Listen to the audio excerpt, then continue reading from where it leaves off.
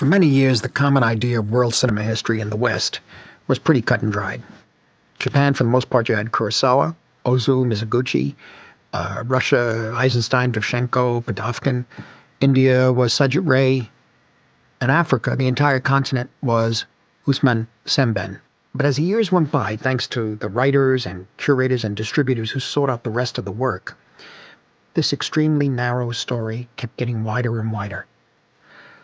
In Africa, Sembène was, by and large, the great inspirational figure, a real father figure. But before him, there was Gadala Gubara from Sudan. And there were other artists who made their first films shortly after Sembène, like Souleymane Cissé in Mali, Umaru Ganda in Nigeria, Medhondo from Mauritania, and from Senegal, Djibril Diop Mambety. Unlike Sembène and Cissé, Mambety had never had any formal training when he made his first picture. He just picked up a camera and started shooting. He made only a handful of films in his very short life. He died at the age of 54. But each one is very special and has its own unique energy.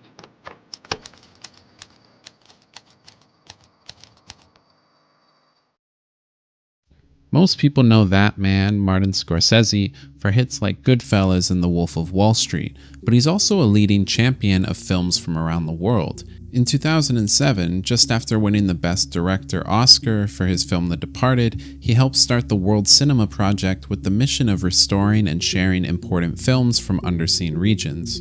As of making this video, the project has restored 70 titles, including works from countries such as Syria, Kazakhstan, and Burkina Faso. One of its earliest restorations was Djibril Diop Mambety's Touki Bouki from Senegal. This film, released over 50 years ago, stands as one of the most exciting, beautiful, and unexpected films you can stumble across. Touki Bouki and the other works from the World Cinema Project are a testament to the infinite, wonderful world of cinema out there when you, in the words of Bong Joon-ho, overcome the 1-inch tall barrier of subtitles. But even then, it feels like whenever movie lovers branch out into the world of so-called foreign films, they always end up in the same few places. Some will look towards the acclaimed region of Asia, like Scorsese notes, towards Kurosawa, Bong Joon-ho, Park Chan-wook, or Wong Kar-wai, while others will turn towards critically recognized European movements, such as Italian neorealism or the French New Wave. These are all great introductions to cinema outside of the English language, and sites like Letterboxd and the growth of the Criterion Collection have only helped to broaden the palette of movie fans across the world. Within this expansion of the global film canon, an entire continent has seemingly been ignored: Africa. Not in the award-winning American-told stories like Out of Africa or Blood Diamond, but instead the rich tapestry of films made by people of the continent, harnessing the tools of cinema to tell their own stories. That's what this video is about. I want to talk to you about one of my favorite films of all time, Touki Bouki, and why it's absolutely worth your time.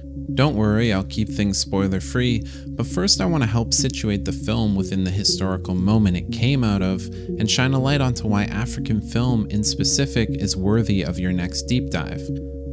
Storytelling on the continent of Africa existed long before cameras arrived, as oral traditions carried history, memory, and imagination from generation to generation. Cinema, however, emerged in different places and at different speeds throughout the 20th century. Egypt and Tunisia developed film industries among the oldest in the world, and in 1935, the Studio of Egypt in Cairo opened as the first major studio in the Arab and African worlds. This studio produced popular comedies and musicals, yet directors like Kamal Salim signaled a deeper ambition with films such as The Will, which has gone on to be recognized as one of the best Egyptian films of the 20th century. Yusuf Shaheen pushed that ambition further with Cairo Station in 1958, a genre-blending work that anticipated bold narrative risks and helped shape modern Arab filmmaking. Yet legal and political barriers ultimately shaped who could make films and which stories reached audiences. While Northern African cinema got a jump start, in the French colonies, the 1934 Laval Decree specifically sought to prevent Africans from making their own films in fear that it would lead to resistance movements. Instead, what happened was many international productions coming in and presenting the continent as a backdrop or spectacle instead of foregrounding African perspectives. But much like the rest of the world, something changed in the late 1960s. While the new Hollywood movement swept through America and brought about directors like Scorsese and Spielberg and Robert Altman, there was a different kind of wave happening across Africa in the world of arts, as decolonization and a new artistic energy converged across the continent. The year 1960, when 17 nations gained independence, marked a decisive moment that amplified Pan-African ideas and gave the continent greater diplomatic presence on the world stage. As African countries remade themselves politically, filmmakers found stronger grounds to tell their own stories with their own cinematic languages. That decade set the stage for a film culture that moved beyond external portrayals and towards an image rooted in local realities, experimentation, and aesthetic risk. With these movies abandoning the Western lens of focus, African cinema emerged as a method of liberation, a reclamation of history and narrative. One of the leaders of that movement was Ousmane Sembène, deservedly recognized as the father of African cinema. Trained in Moscow and dead set on making the first sub-Saharan movie made by an African, he achieved that in 1963 with his short Borom Saret. He followed that up in 1966 with his internationally acclaimed film La Noire de, also known as Black Girl, which I couldn't recommend more highly. Around the same time that Sembène was emerging as a master of the craft, another voice was forming in Senegal. Djibril Diop Mambety came to filmmaking through instinct and curiosity, learning by shooting films wherever he could and shaping his style through experimentation. That restless, self-taught energy would soon produce one of the most electrifying debuts in cinema and change the direction of African film forever. Born to a Muslim cleric, Mambety discovered cinema by sneaking out at night and listening to films from outside the cinema. He trained in acting and worked briefly at the National Theatre before being expelled for disciplinary reasons. After that expulsion, he decided to take filmmaking into his own hands, and at 24 he made the short Contra City, and then in the following year he made the short Badu Boy, which won the Silver Tannet Award at the Carthage Film Festival. As a self-taught director, Mambety carved out his own path, keeping some distance from influential figures such as Sembène or Met Hondo, whose films often embraced a more direct, audience-facing, and politically instructive style.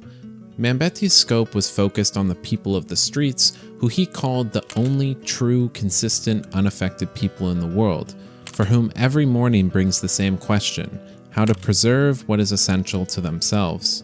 That vision led him to Touki Bouki, his first feature film, which focuses on Mori and Anta, two young lovers who are tired of their lives in Dakar and dream of escaping to Paris.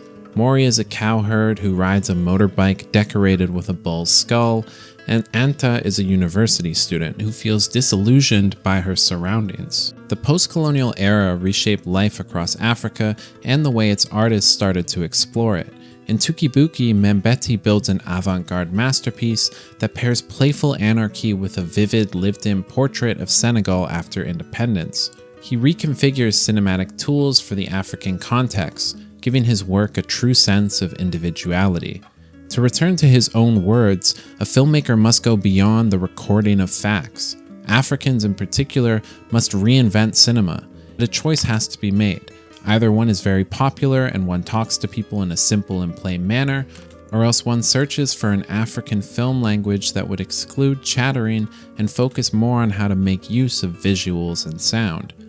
With a budget of only $30,000, Djibril Diop Mambety sought to reinvent cinema, and in Touki Bouki, his avant-garde retelling of a classic road story, he managed to do exactly that.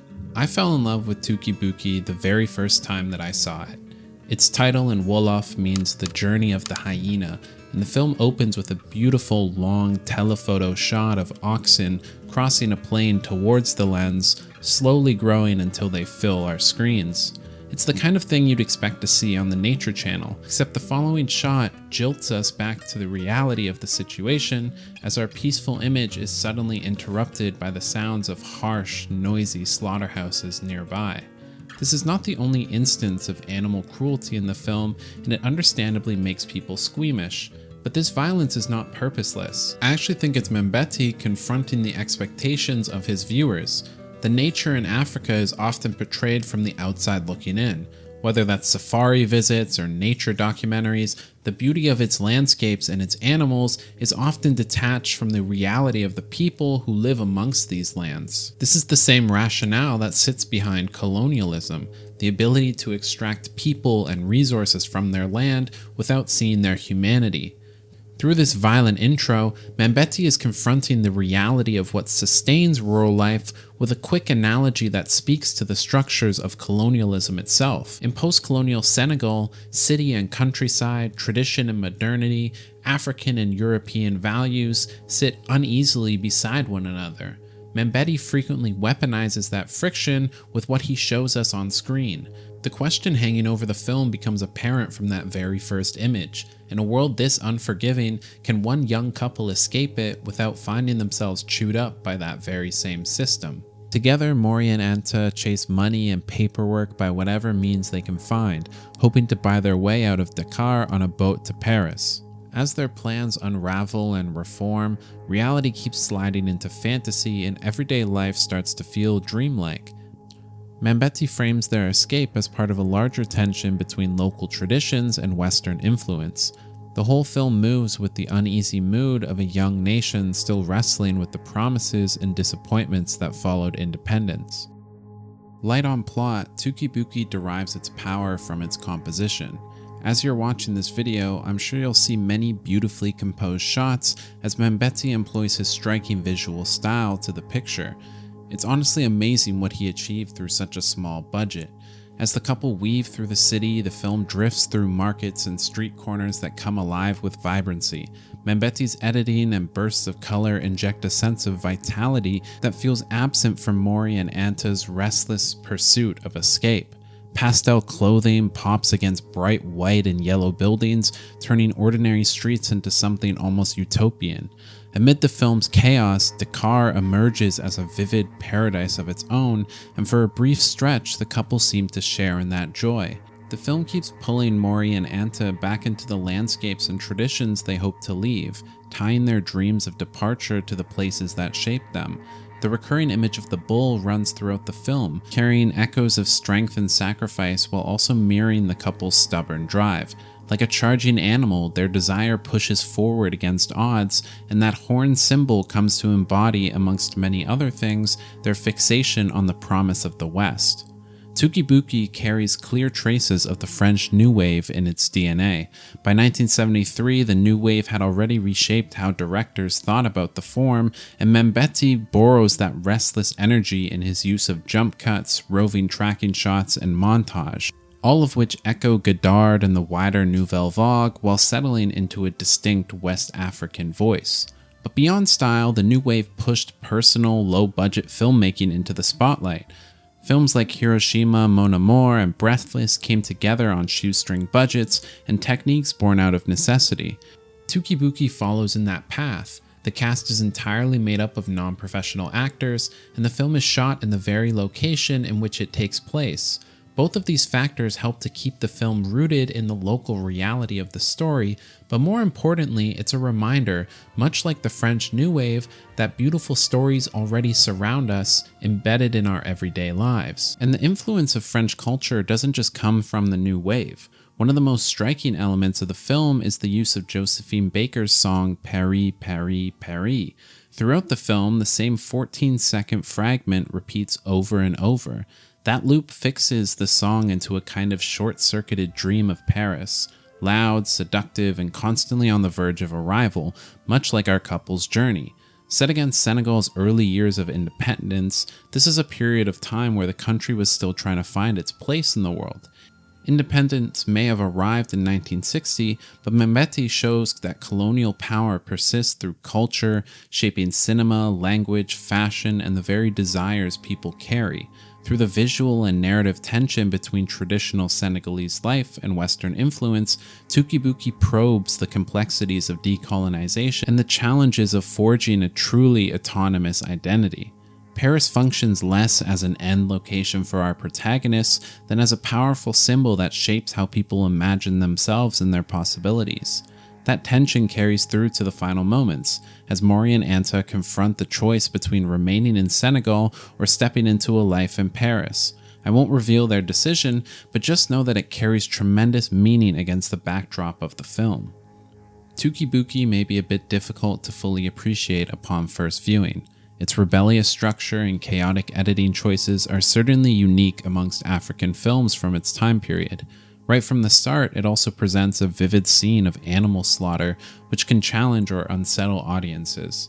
Yet when you look beyond the heaviness of its content, Touki Bouki is undeniably a vital piece of not just African cinema, but more importantly, it's a vital piece of world cinema, a film that's testament to the power of independent vision of both a director and the nation they're from.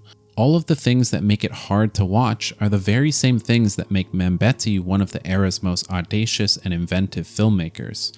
At its heart is a raw and electrifying portrayal of a universal human yearning for escape and identity. Dark comedy and bright colors hide a deeper narrative about longing for a better life while still holding to the traditions that shaped you. Mori is a wonderful protagonist, larger than life in mannerisms but also in meaning. He functions as a stand-in for the nation itself. The future may feel difficult and uncertain, you may want to turn to external forces for escape, but maybe another path forward exists.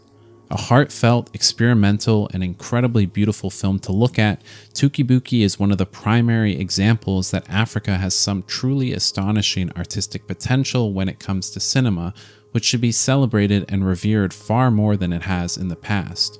Now immortalized in the Criterion Collection through the World Cinema Project, there's no better time to take a chance on Touki Bouki. So if you're looking for a film that will broaden your horizons, challenge your expectations, and introduce you to a cinematic voice unlike any other, then do yourself a favor, check out Touki Bouki. Don't believe me? Listen to one of our greatest living directors instead. Touki Bouki was conceived at the time of a very violent crisis in my life, said Mambety. I wanted to make a lot of things explode, and that's just what he did. Touki Bouki explodes one image at a time.